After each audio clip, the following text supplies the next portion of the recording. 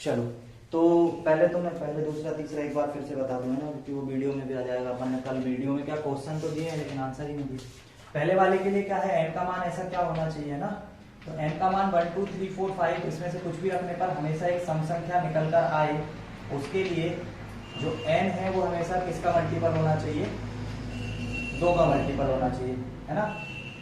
यही नंबर विषम संख्या होगा यदि 2n का मल्टीपल में हम लोग क्या कर दें, धन 1। यहां पे हमेशा 2 का मल्टीपल मतलब हम 4 भी रख सकते हैं, और यहाँ पे 1 की बजाय कितना रख सकते हैं, 3। कोई भी एक विषम नंबर यहाँ पे होना चाहिए और कोई भी सम संख्या का मल्टीपल यहाँ पे होना चाहिए, तो वो हमेशा एक कैसी होगी, विषम संख्या। तो फर्स्ट वाले का ऑप्शन नंबर कितना था, ये सम संख्या वाला 2n के 2n कौन से ऑप्शन में, तीसरे ना, चौथे में, तीसरे में। फर्स्ट वाले क्वेश्चन का आंसर जो है सम संख्या वो काय में लिखा हुआ है, वो लिखा हुआ है फोर्थ वाले में, है ना, फोर्थ वाले ऑप्शन में लिखा हुआ है। उसके बाद ये 2n + 1 जो है ये थर्ड वाले में। ठीक है, क्वेश्चन नंबर 2 का आंसर कितना है, ये भी 4 है। फर्स्ट वाले का 3 नंबर है, ठीक है, सम संख्या 2m वाला। दूसरे वाले का 4 नंबर है। तीसरे वाले का क्या बताया था, तीसरे वाले का n² - 1, है ना, n² 8 से विभाजित होगा। इसके लिए n का मान क्या होना चाहिए, हमेशा एक विषम संख्या होनी चाहिए। ठीक है, तो ये हो जाएगा करेक्ट। ऑप्शन नंबर कौन सा है, ये तीसरा। उसके बाद क्वेश्चन नंबर 4, क्वेश्चन नंबर 4 में बोला था 75 और कितना, 117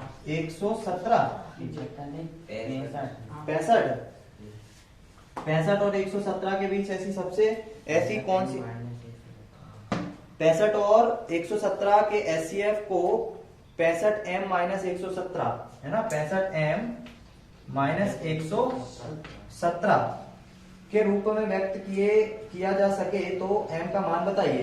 तो इसका एचसीएफ क्या आएगा, 65 का एचसीएफ कैसे निकालोगे, 65 का एचसीएफ निकालने के लिए सबसे पहले तो इसको विभाजित करोगे किससे, 5 से।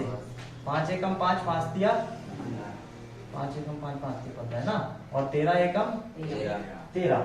उसके बाद 117 को विभाजित करोगे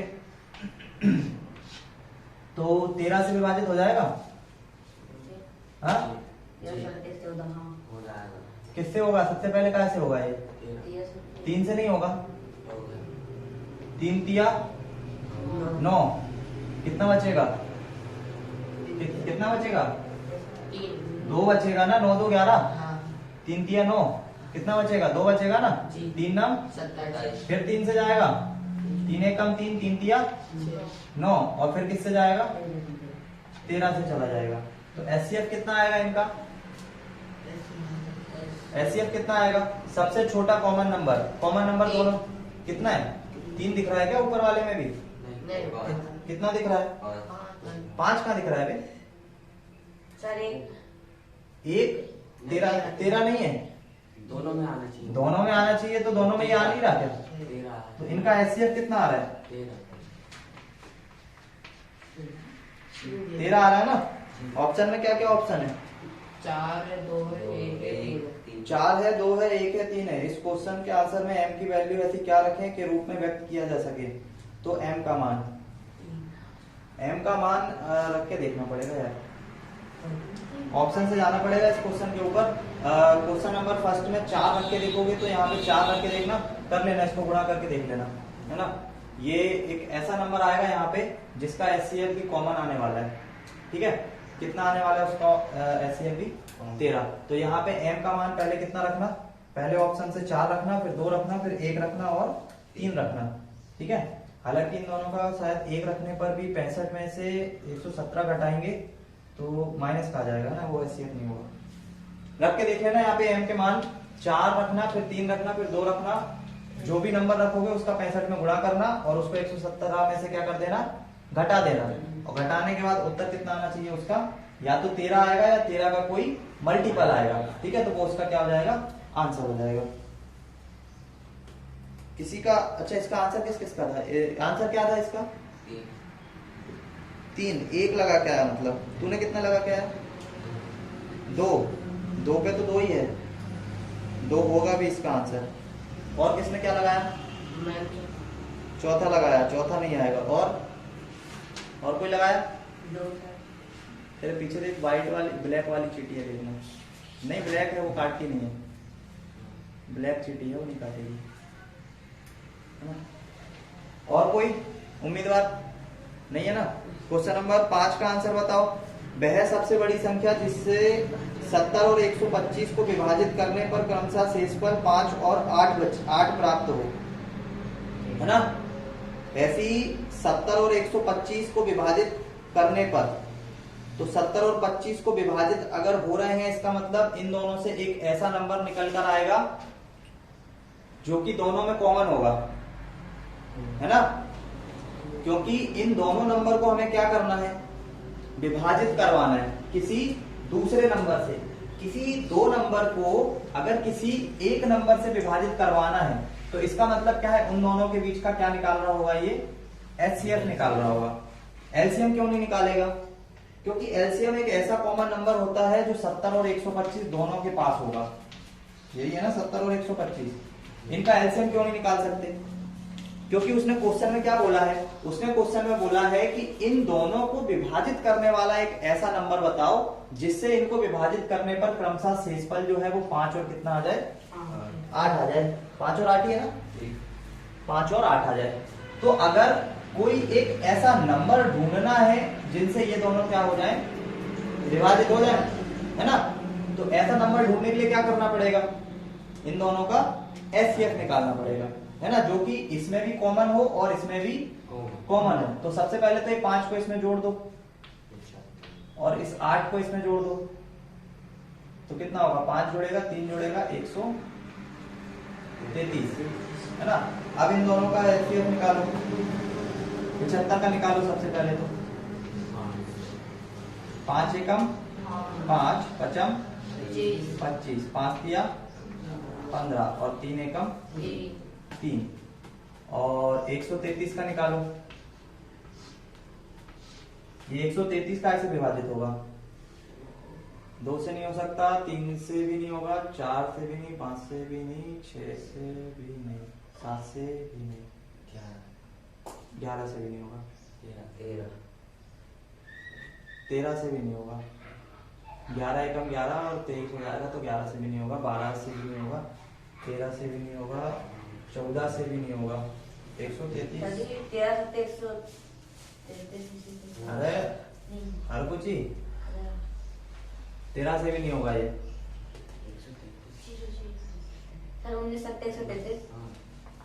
19 7 119 के बारे में 133 भी आता है क्या? जी। 117 नहीं आता है। एक 19 के बारे में 117 आता है, और 117 में अगर 9 ऐड करोगे तो 9 और 7 होता है 16, 126 आएगा। 126 के बाद 9 और 6 15, 100 उसमें भी नहीं आएगा। 19 के बारे में नहीं आता है। आता है क्या?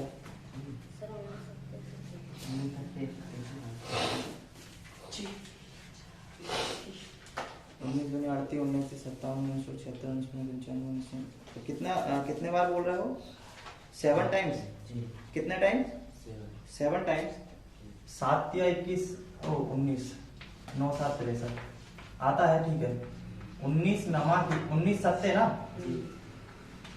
तब तो यार इसमें फिर कॉमन नंबर नहीं मिलने वाला।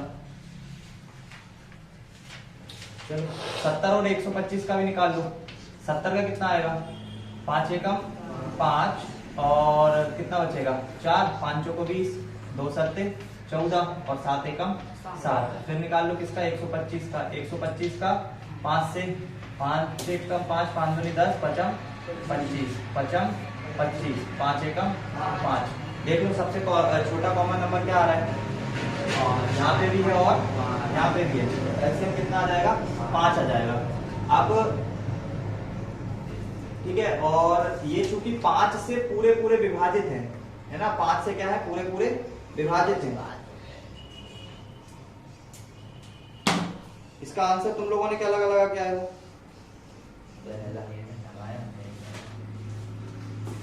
पहले वाला ऑप्शन है 13, दूसरा वाला है 65, तीसरा वाला है 875 और 1750। तो देखो 875 तो वैसे भी नहीं हो सकता, 1750 भी नहीं हो सकता, सिर्फ या तो 13 होगा या 65 होगा। दोनों का एचसीएफ आना था, लेकिन एचसीएफ में दोनों में कहीं कॉमन ऐसा नंबर नहीं आ रहा। इसमें भी तुम लोग क्या करोगे, ऑप्शन के थ्रू जाओगे, है ना। ऑप्शन नंबर फर्स्ट, थर्ड और फोर्थ तो हो नहीं सकता। क्यों नहीं हो सकता? क्योंकि 70 875 जो है वो 70 से क्या हो गया, ज्यादा हो गया, तो हो नहीं सकता। और 1750 जो है वो भी ऑप्शन में क्या हो गया, 70 और 125 से बड़ा हो गया। तो या तो 13 से विभाजित करके देख लो या 65 से विभाजित करके देख लो। तो 13 से अगर विभाजित करोगे किसको, 70 को, तो 13 दूनी 26, 13 तीन 39, 13 चौको 52, 13 पंजे 65। कितना बच रहा है यहाँ पे, 5 बच रहा है। और 125 को विभाजित करके देख लो 13 से,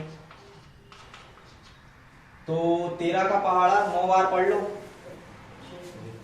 ठीक है। 13 नमा की 117, तो 117 से जब देखोगे तो 117 इसमें से घटाओगे तो कितना बचेगा, 5 और 3, तो यहाँ से इस पर कितना बच रहा है। इसका मतलब है आंसर कितना होगा, 13 ही हो जाएगा ना।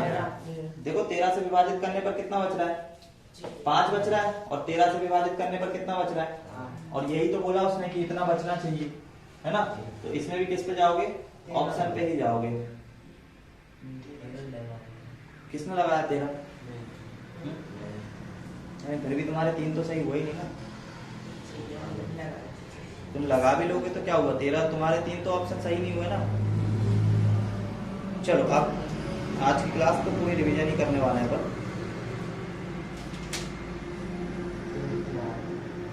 लाओ बुक दो मेरे को। सबसे पहले तो जल्दी जल्दी ये बताते चलो, पहले तो तुम लोगों को पूरा जीके का करवाता हूँ, उसके बाद करवाता हूँ मैथ का, ठीक है। आज की क्लास का क्वेश्चन नंबर 3 एक्सरसाइज 1.4 करके लाए हो?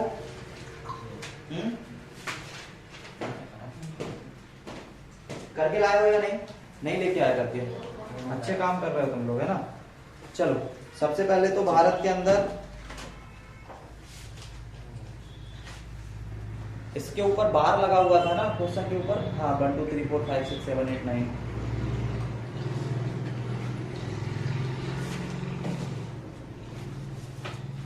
अरे बार लगा हुआ है, इसका मतलब इसको ऐसे नहीं लिख सकते हम लोग, ये 999 जैसे लिख रखा है ना, ऐसे नहीं लिखना है इसको, सीधा क्या बोलना है, क्योंकि दशमलव के बाद आने वाली जो संख्याएं हैं वो रिपीट हो रही है या रिपीट हो रही है ना। इसके पहले वाले क्वेश्चन में मैंने लिखवाया था कि इनका क्या हो रहा है, ये 1 2 3 4 5 6 7 8 9 जो है ये वापस से 1 2 3 4 9 के बाद फिर स्टार्ट हो जाएगी 1 2 3, तो ये डेड डेड डैश लग जाएगा, और डेड डेड डैश लगने की वजह से तूने क्या मिस करके लाया रे,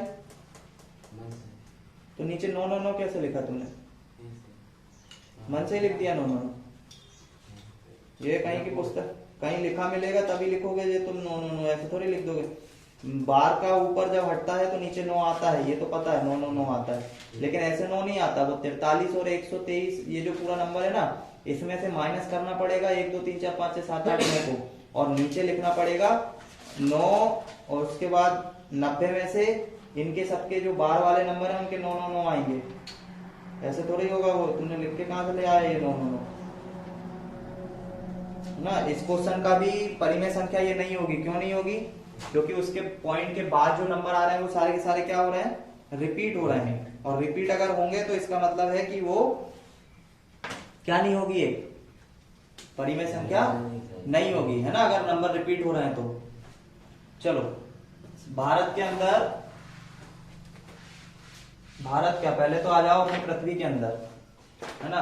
पृथ्वी के अंदर टोटल महाद्वीप कितने हैं, 7 महाद्वीप हैं। नाम बताओ जल्दी जल्दी। एशिया, उत्तरी अमेरिका, दक्षिण अमेरिका, यूरोप, अफ्रीका, अंटार्कटिका और ऑस्ट्रेलिया, है ना। उसके बाद महासागर कितने हैं, 5। नाम बोलो। प्रशांत महासागर, हिंद महासागर, अटलांटिक, आर्कटिक और दक्षिणी महासागर और हिंद महासागर, है ना। उसके बाद भारत हमारा कौन से कॉन्टिनेंट, कौन से महाद्वीप के अंदर आता है, एशिया महाद्वीप के अंदर, और सबसे बड़ा महाद्वीप कौन सा है, एशिया महाद्वीप है। भारत की राजधानी क्या है, नई दिल्ली। है ना। एक बात और याद रखना, भारत का स्वतंत्रता दिवस कब मनाते हैं, भारत आजाद कब हुआ था, भारत का स्वतंत्रता दिवस कब मनाते हैं,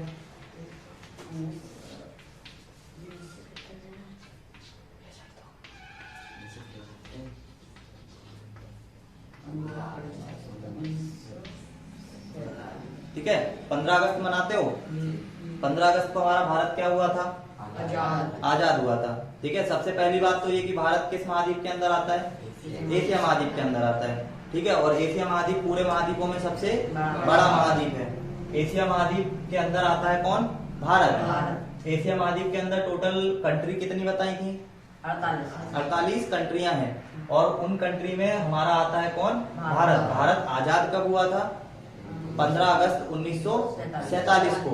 और एक डेट और मनाते हैं हम, 26 जनवरी, है ना। उस दिन हमारा संविधान लागू हुआ था, गणतंत्र दिवस के रूप में हम उसको मनाते हैं। तो स्वतंत्रता दिवस तो ये वाला है, कौन सा, 15 अगस्त वाला, जो पहले वैसे जनवरी का आता है, ठीक है, लेकिन जनवरी वाला जो है वो स्वतंत्रता दिवस नहीं है ना, उस दिन हमारा संविधान लागू हुआ था। तो वो है 26 जनवरी 1947, 1950 आएगा यहाँ पे, ठीक है। तो इस तारीख को हमारा क्या हुआ था, स्वतंत्र, हमारा संविधान लागू हुआ था, इसलिए इस तारीख को हम लोग क्या मनाते हैं, गणतंत्र दिवस। ये गणतंत्र दिवस हमारा स्वतंत्रता दिवस नहीं है ना।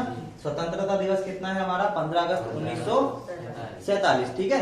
भारत के हो गया। एशिया के अंदर कितनी कंट्री आ गई, 48 कंट्री आ गई। उसके अंदर 48 में कौन आ गया, भारत आ गया। भारत की राजधानी क्या हो गई, नई दिल्ली हो गई।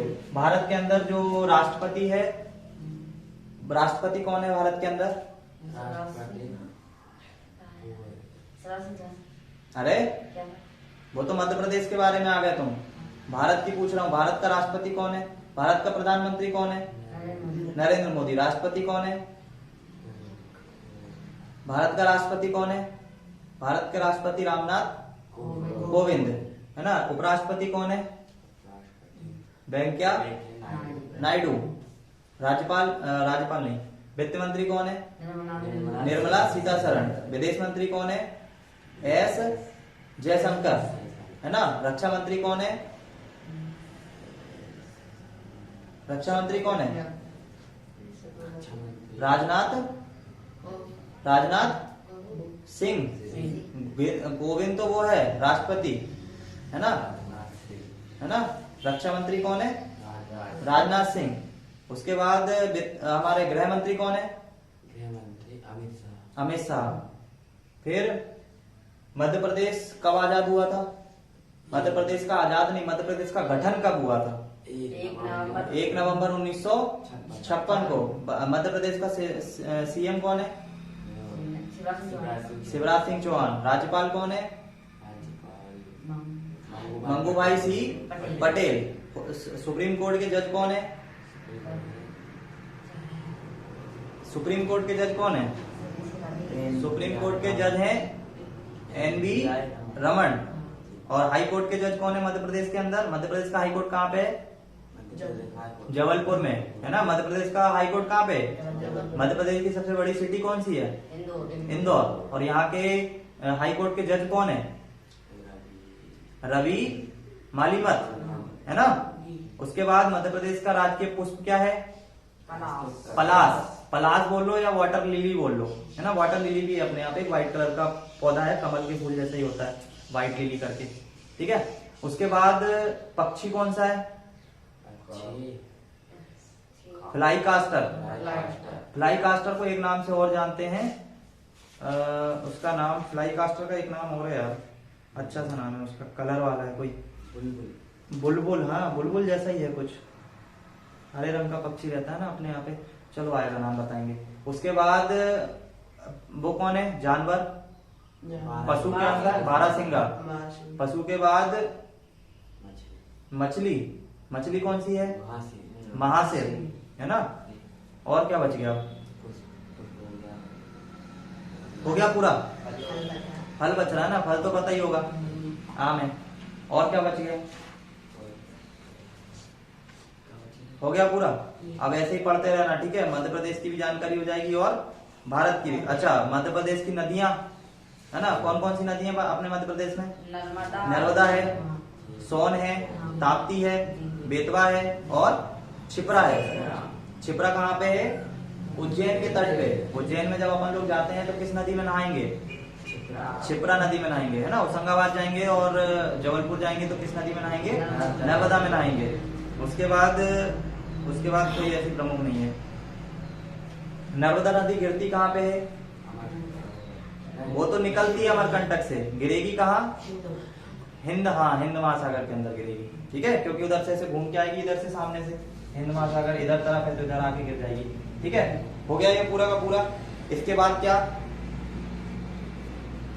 इसके बाद तुमको मैं मध्य प्रदेश के क्या बताऊंगा? National park. क्या बताऊंगा? राष्ट्रीय उद्यान, है ना। अपने यहाँ मध्य प्रदेश में अगर घूमने जाना है तो घूमने जाने के लिए नेशनल पार्क। नेशनल पार्क का मतलब है ऐसी धरोहर जहाँ पे पशु पक्षियों को सेपरेट करके रखा जाता है, बचा के रखा जाता है उनकी प्रजातियों को, है ना। नेशनल पार्क एक ऐसी धरोहर होती है जहाँ पे पशु पक्षी जो हैं उनको क्या करा जाता है? बचा के और सेव करके रखा जाता है ना, जिससे उनकी प्रजाति कभी नष्ट ना हो, है ना। एक तो नष्ट भी ना हो और जो व्यक्ति है वो उनसे वाकिफ हो सके, है ना, वो उनको क्या कर सके? देख सके, है ना। अपने को क्या पता शेर कैसा होता है, क्या पता हाथी कैसा होता है, तो ये चीज अपने को कहाँ मिल जाती है देखने के लिए? नेशनल पार्क के अंदर मिल जाती है। और नेशनल पार्क जो है ये सारे के सारे ऐसी जगह होती हैं जहां पर बाहर से भी लोग क्या आते हैं? घूमने के लिए आते हैं, है ना।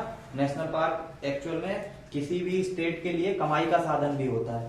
ठीक है, जितने ज्यादा नेशनल पार्क होंगे उतने ज्यादा लोग वहां पे विजिट करेंगे, उतनी अलग अलग स्टेट से लोग देखने आते हैं।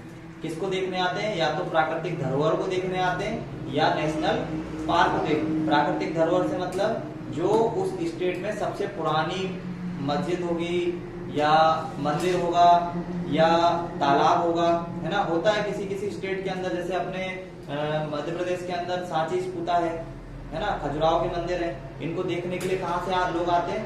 बाहर से आते हैं, क्योंकि ये इतनी पुरानी धरोहरें हैं कि इनकी बनावटें आज के व्यक्ति को समझ नहीं आती कि ये बनावट करी कैसे गई होगी उस समय, है ना। जैसे ताजमहल को देखने के लिए लोग आते हैं, लाल किला को देखने के लिए आते हैं कि इतने बड़े बड़े पत्थर और इतने बड़े बड़े पत्थरों से ये चीज बनाई कैसे गई उस समय। उनपे जो डिजाइन है ना, वो डिजाइन इतनी जबरदस्त है कि उसको देख के ये नहीं समझ आएगा कि आज का कलाकार मशीन होने के बाद भी इतनी अच्छी डिजाइन नहीं बना पाएगा जितनी अच्छी डिजाइन उनपे बनी हुई है। और पत्थरों का साइज इतना ज्यादा है कि उनको इतना ऊंचाई पे लेके कैसे गए होंगे ये लोग, है ना। आज का व्यक्ति तो मशीन से नहीं ले जा पा रहा। घर बना रहा है, 4 साल बाद क्या हो जा रहा है? टूट जा रहा है। लेकिन वो 1400-1500 ईस्वी से बने हुए हैं, आज उनको कम से कम 300-400 साल हो गए, लेकिन फिर भी नहीं टूटते, है ना। ऊपर से उसमें ना सीमेंट की जुड़ाई है ना मिट्टी की जुड़ाई है, फिर भी टिके हुए हैं। तो इसलिए प्राकृतिक धरोहर और जो नेशनल पार्क हैं ये क्या होते हैं? किसी भी देश, किसी भी स्टेट की आमदनी का साधन होते हैं, है ना। वहां से उसको आमदनी मिलती है। जितने ज्यादा टूरिस्ट किसी स्टेट में जाएंगे उतना ज्यादा उस पर पैसा एक्सपेंड करेंगे। मतलब उनको रहने के लिए जगह चाहिए, तो उस स्टेट में अगर जाएंगे कुछ देखने के लिए तो रहने के लिए जगह मांगेंगे। ठीक है, घूमने के लिए गाड़ी चाहिए उनको। उस स्टेट में कुछ भी खाएंगे पिएंगे तो उसके लिए टैक्स देंगे, तो उससे उस स्टेट में क्या आएगा? पैसा आएगा, है ना। हो गया सारा का सारा। तुम लोगों को मैं नेशनल पार्क लिखवाऊंगा। नेशनल पार्क में सोच रहा हूँ भारत के पूरे एक बार में भारत के नक्शे में बनवा दूंगा, है ना। याद कर लेंगे हम लोग, क्या करेंगे? स्टेट वाइज याद कर लेंगे, एक ही बार में भारत के पूरे बड़े नक्शे में बना लेंगे। तो इसको मस्ती बहुत सूझती है, पढ़ाई मन नहीं लगता रे तेरा। पढ़ के आता नहीं, याद करके आता नहीं, मस्ती करता रहेगा। इसने अभी लिखा क्या लिखा है तूने? मस्ती बहुत करता है? कुटाई लगा दूंगा तेरी मैं ऐसे में पकड़ के। पढ़ता लिखता तो है नहीं। तेरे को हिंदी का बोला था पढ़ने के लिए, पढ़ के आता कि नहीं? पढ़ा तो नहीं सर, मैं लिखा सर लगा है। और वो समाज विज्ञान पुस्तक तुम लोग ला रहे कि नहीं ला रहे? ये बताओ कि मिल किसके पास जाएगी? तुम में से लाने वाला कौन है? सर मैं ढूंढना मिलेगी, मिली नहीं है। और लाने वाला कौन है? कोई उम्मीदवार है उम्मीदवार? और कोई उम्मीदवार नहीं है? चलो फिर मैं गया। क्वेश्चन नंबर, अब आ जाओ। आज का जो क्लास है पूरा का पूरा किस पे डिपेंड है? रिवीजन पे। ठीक है, आज मैं तुम लोगों का रिवीजन कराने वाला हूँ। सबसे पहला क्वेश्चन जो है यूक्लिड विधि से रिलेटेड है। यूक्लिड विधि में दो नंबर दिए जाएंगे। मान लो पहला नंबर दे दिया 455 और दूसरा नंबर दे दिया 42। इस क्वेश्चन को करने के लिए तुम्हें यूक्लिड विधि का यूज करना है। ठीक है, यूक्लिड विधि का यूज करना है। यूक्लिड विधि का यूज कैसे करोगे? यूक्लिड विधि से सबसे पहले निकालते क्या है? तो यूक्लिड विधि से हम लोग निकालते हैं किसी भी नंबर का एचसीएफ। ठीक है, कैसे निकालते हैं? गुणनखंड विधि से। गुणनखंड विधि यहाँ नहीं लगेगी। यूक्लिड विधि की बात आ गई तो यहाँ गुणनखंड नहीं लगेगी। यहाँ पे कौन सा वाला प्रोसेस चलेगा? बड़े नंबर को कहाँ रखना है, छोटे नंबर को कहाँ रखना है ना? कहाँ रखोगे? बड़े नंबर को आगे रखोगे और उसके बाद जो छोटा नंबर है उसको कहाँ रखोगे? यहाँ रखोगे। क्योंकि यूक्लिड विधि में जो एक नंबर होता है ए, ये नंबर किसी दूसरे नंबर का मल्टीपल होता है और उस मल्टीपल में कुछ शेषफल जोड़ने पे वो नंबर क्या होता है? आ जाता है। अब 42 में ऐसे किस नंबर का गुणा करें कि 455 की या तो बराबर आ जाए या उससे कम रहे। तो ऐसा क्या नंबर होगा 42 में गुणा करने के लिए? तो देखो यहाँ पे कितना है? 45 है ना? 45 को कितना मान के चलो? 45 को 40 मान के चल लो, है ना? 40 इसको मान के चल लो, इसको भी 40 मान के चल लो। तो 40 अगर मानोगे तो ये कितना हो जाएगा? 400 और इसको 40 मानोगे तो 40। तो 40 में कितने का गुणा करोगे तो 400 के करीब पहुंच जाओगे? 10 का गुणा करोगे तो यहाँ पे 10 का गुणा करके देख लो। 10 का गुणा करने पर कितना आ रहा है? 420। 420 इसके नजदीक हो रहा है। अब देख लो 10 के बाद क्या आता है? 11। तो क्या 11 इसके पास पहुंचा देगा क्या? और नजदीक पहुंचा देगा क्या? 11 दूनी 22, हासिल का 2, 11 चौक 44, 45 और 1। तो 11 का अगर गुणा करोगे तो कितना आ जाएगा? 462। इससे क्या हो जाएगा? ज्यादा हो जाएगा। इसका मतलब यहाँ कितने का ही गुणा होगा? 10 का ही गुणा होगा। अब उसके बाद जो उत्तर यहाँ पे आएगा उसको इसमें से क्या करोगे? घटा दोगे। तो घटाने पे कितना आ जाएगा? ये 35। 35 को कहाँ लिखोगे? यहाँ पे लिखोगे। अब ये जो 42 है, ये जो 42, इसको उठाओ और यहाँ पे कितना रखोगे? 35, जो भी शेषफल आता है। अब 35 में कितने का गुणा करोगे कि 42 से ज्यादा ना जाए? 1 का ही गुणा करोगे और 35 को इसमें से माइनस करोगे तो कितना आ जाएगा? 5 और 2 7, है ना? तो यहाँ पे कितना बच जाएगा? 7। अब ये 35 को उठाओ और यहाँ पे 7 को उठाओ। 7 में कितने का गुणा करोगे? 7 पन्ना 35 और शेषफल कितना आ गया? तो ये जो आखिरी नंबर होगा ये उसका क्या हो जाएगा? एचसीएफ हो जाएगा। ठीक है, आगे समझ में यूक्लिड विधि कैसे यूज करना है। प्रश्नावली के क्वेश्चन नंबर 1 2 3 4 5 सारे हो जाएंगे। ठीक है, क्वेश्चन नंबर मैं बता रहा हूँ। धनात्मक पूर्णांक का वर्ग किसी m के लिए, ये तो सब मैं बता चुका हूँ लेकिन फिर भी चलो, ये हो गया ना यूक्लिड विधि कैसे आ गई समझ में। ये आज का रिवीजन कंप्लीट रिवीजन हो गया। ठीक है, एक्सरसाइज 1.1 का। इसके अंदर क्वेश्चन नंबर जो 3 है, किसी परेड में 616 सदस्यों वाली एक सेना आर्मी की टुकड़ी को 32 सदस्यों वाली एक आर्मी बैंड के पीछे मार्च करना है। तो इसका तुम लोग क्या करोगे? 616 और 32 के बीच का क्या निकालोगे? एचसीएफ निकालोगे। एचसीएफ पढ़ रहा है ना, तो एचसीएफ निकालोगे और यूक्लिड विधि से निकालोगे। क्वेश्चन नंबर 1.2 पर आ जाओ। 1.2 के अंदर क्या है क्वेश्चन नंबर? अभाज्य गुणनखंड विधि से गुणनफल के रूप में व्यक्त करना है। गुणनखंड के रूप में कैसे व्यक्त करोगे? 140 को गुणनखंड के रूप में कैसे व्यक्त करोगे? 140 को? तो 140 को यहाँ पे लिखना है। ठीक है, और उसके बाद क्या करना है? ये वाली विधि लगाना है। 2 सत्ते 14, 35 दूनी 70, 5 सत्ते 35, 7 एकम 7। इसको, इस पूरी विधि को क्या बोलते हैं हम लोग? गुणनखंड। इसी को बोलते हैं ना गुणनखंड विधि। तो 140 के गुणनखंड क्या क्या हो जाएंगे? 2 की घात कितना? 2 गुणा 5 गुणा 7। ठीक है, ये हो जाएगी गुणनखंड विधि। किसी भी नंबर का गुणनखंड निकाल लोगे। ठीक है, उसके बाद एचसीएफ और एलसीएम कैसे निकाला जाता है? तो एलसीएम और एचसीएफ निकालने के लिए क्या करना? कौन सी विधि यूज करोगे? 26 और 91 का अगर निकालना है तो 26 और 91 का अगर एलसीएम एचसीएफ निकालना है तो क्या करोगे? गुणनखंड विधि का यूज करोगे, है ना, दोनों का निकालने के लिए। तो 26 का गुणनखंड कैसे निकालोगे? 2 एकम 2, 2 तिया 6, 13 एकम 13 और 13 सत्ते 91 और 7 एकम 7। तो इन दोनों का एचसीएफ कितना आएगा? और एलसीएम कितना आएगा? 2 फिर उसके बाद 13 और उसके बाद 7, 13 7 91, 182 क्या आ जाएगा इसका ठीक है। तो कभी भी एचसीएफ और एलसीएम दोनों चीज अगर पूछेगा तो कौन सी विधि से निकालोगे, गुणनखंड विधि से निकालोगे। उसके बाद तो सारे क्वेश्चन सेम है।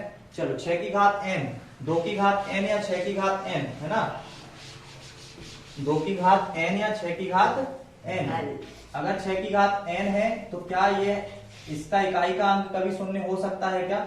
जहां पे n का मान 1 2 3 4 5 कुछ भी रख के देख लो, क्या 6 की पावर n कभी भी इकाई का अंक 0 रखेगा क्या?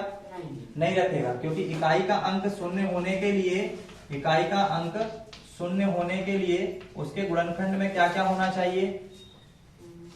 उसके जो गुणनखंड है उसमें 5 और 2 का क्या होना चाहिए? मल्टीप्लाई होना चाहिए ना। 5 और 2 का मल्टीप्लाई होगा तभी उसका इकाई का अंक क्या बन सकता है? 0 बन सकता है। या उस नंबर को ही अपने पास क्या रखना पड़ेगा? एक 0 रखना पड़ेगा। अब n का मान यहाँ पे जब तुम 1 रखोगे, n बराबर 1 रखने पर ये आ जाएगा 6, n बराबर 2 रखने पर ये आ जाएगा 36। मतलब 6 की पावर n जो है ये एक्चुअल में 2 गुणा 3 की घात कितना है? n है। तो इसमें एक भी क्या नहीं है, इसमें एक भी क्या नहीं है, 2 तो है लेकिन 5 नहीं है। अब चूंकि 5 नहीं है इसलिए ये क्या होगा? एक अभाज्य नहीं, इसके इकाई का अंक क्या नहीं हो सकता? 0 नहीं हो सकता है ना। जब तक यहाँ 3 की जगह कौन नहीं आएगा? 5 नहीं आएगा।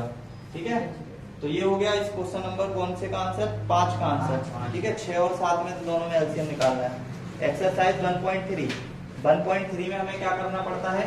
किसी भी नंबर को हमें क्या दर्शाना है कि वो एक अपरिमेय संख्या है ना। √5 को अगर हमें अपरिमेय संख्या अगर दर्शाना है तो हम लोग क्या करेंगे? अपरिमेय दर्शाने के लिए इसको मान के चलेंगे कि ये कैसी संख्या है? एक, इसको मान के चलेंगे कि ये कैसी है? एक परिमेय संख्या है। परिमेय संख्या है तो इसका क्यू कभी 0 के बराबर नहीं होगा।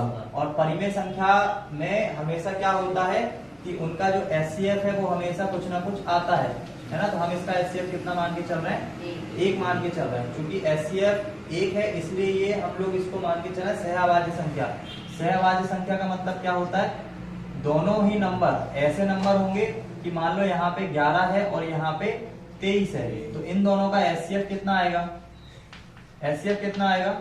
1 आएगा है ना। इसलिए 1 आएगा क्योंकि 11 के गुणनखंड में भी ऐसा कोई नंबर नहीं है जो कॉमन हो और 23 के गुणनखंड में भी ऐसा कोई नंबर नहीं है जो कॉमन हो। तो उस कंडीशन पर इनका एचसीएफ कितना आ जाएगा? 1 आ जाएगा। और इन दोनों संख्याओं को हम लोग क्या बोलेंगे? ये दोनों संख्याएं जो है ये हमारी कैसी संख्या है? सहअभाज्य संख्याएं हैं। और सहअभाज्य संख्याएं हैं इसलिए हम लोग इधर पे भी p और q को क्या मान के चलेंगे? p q सहअभाज्य संख्याएं। ठीक है, और अगर ये सहअभाज्य संख्या है तो इनका क्या करो? वर्ग करो। तो वर्ग करने पर ये हो जाएगा 5, ये हो जाएगा p² / q²। यहाँ पे a और b लिखवाए थे क्या? a और b लिखवाया हमने है ना, a और b is not equal to 0, then a और b। तो ab में हमने क्या करा? यहाँ पे स्क्वायर करा तो ये 5 आ जाएगा, ये p² / q² आ जाएगा। इसको लिखेंगे हम 5 × q² बराबर आ जाएगा किसके? p² के। अब हमें 5 एक ऐसा कॉमन नंबर मिल रहा है जो कि हमेशा आने वाला है। मतलब मैंने क्या बताया था? मैंने बताया था यहाँ पे कि 6 का मल्टीपल क्या हो सकता है? 2 गुणा 3 हो सकता है। ठीक है, अब मैं 6 का अगर स्क्वायर कर दूं कितना?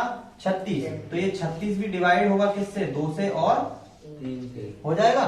तो ऐसे ही 5 के साथ हमने लिख दिया q² बराबर p²। अब अगर पहले ये अगर 5 जो है ये √5 अगर ये पहले b से या a से विभाजित हो रहा था तो इसका अगर वर्ग करेंगे तो वो वर्ग भी किससे विभाजित होगा? p² से और q² से। ये 6 जैसे हमने यहाँ पे लिखा हुआ है, ये 6 क्या है? विभाजित है किससे? 2 से और 3 से। तो इसका जो वर्ग है वो वर्ग भी विभाजित है किससे? 2 और 3 से। तो ऐसे ही ये 5 भी है जो ये क्या हो जाएगा? विभाजित हो जाएगा p² और q² से, है ना। अगर ये विभाजित हो जाएगा तो इसका मतलब है अब हमारे पास हम इस जगह पर मान लो a² और b² की जगह पे मान लो अगर हम लोग यहाँ पे कुछ और रख दें, मान लो 5a की जगह पर हम लोग रख दें क्या? c रख दें, है ना। तो c रखने b² की जगह पे, इस b² की जगह पर क्या रख दो तुम? 5a रख दो। या 5c रख दो, ठीक है। तो ये आ जाएगा तुम्हारे पास क्या, a स्क्वायर बराबर 25c स्क्वायर, ठीक है। तो अब ये 5 से इसको काट दोगे तो कितना आ जाएगा, a स्क्वायर बराबर 5c स्क्वायर। इसका मतलब जो आगे जो मल्टीपल आ रहे हैं वो भी किससे विभाजित हो रहा है, 5 से। हमने इसको सह अभाज्य संख्या मान के चले थे, लेकिन सह अभाज्य संख्या का मतलब क्या है, उसका एचसीएफ हमेशा क्या होगा, 1 होगा। लेकिन यहाँ पे हमें एक दूसरा नंबर भी मिल रहा है जो कि 5 है ना। और ये जो नंबर दिया गया था, ये a और b जो हमने मान के चले थे, ये 1 के बजाय किससे भी विभाजित और हो रहे हैं, 5 से भी विभाजित हो रहे हैं। इसलिए ये कैसा नंबर होगा, एक अभाज्य।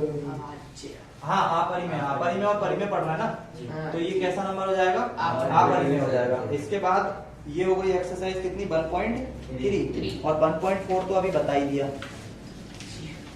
1.4 के अंदर क्या करना है, 1.4 के अंदर सभी गुणनखंड में चेक करना है कि नीचे का जो दिया गया नंबर है ये 5 और 2 का गुणनखंड है या नहीं है। या तो उसके हर में 5 आना चाहिए या उसके हर में कितना आना चाहिए, 2 आना चाहिए, है ना। क्वेश्चन नंबर पहला है इसका 13/1325। तो इसका हर, अगर हर में कभी भी अगर 2 का घात m या 5 की घात m, इन दोनों में से कोई भी एक नंबर आता है, इसका मतलब है वो हमेशा एक कैसी संख्या होगी, शांत दशमलव। शांत और अशांति पता करा ना। और अगर हर में इनमें से कोई एक नहीं है, अगर है भी, मान लो 2 है और 2 के साथ कोई दूसरा नंबर है, 5 है, 2 के साथ कोई दूसरा नंबर है, 3 है, 7 है या 15 है, कोई भी दूसरा नंबर है, तो इसका मतलब है वो शांत दशमलव नहीं होगी। शांत दशमलव होने के लिए या तो 2 होना चाहिए, 2 की घात n होना चाहिए, या 5 की घात m होना चाहिए, या दोनों ही साथ में, दोनों साथ में भी होना चाहिए, ठीक है। और अगर इसकी जगह पे 10 की घात में भी कुछ होगा तो भी चलेगा, क्योंकि कोई भी नंबर जो दिया हुआ है वो 10 से हमेशा क्या होता है, विभाजित होता है।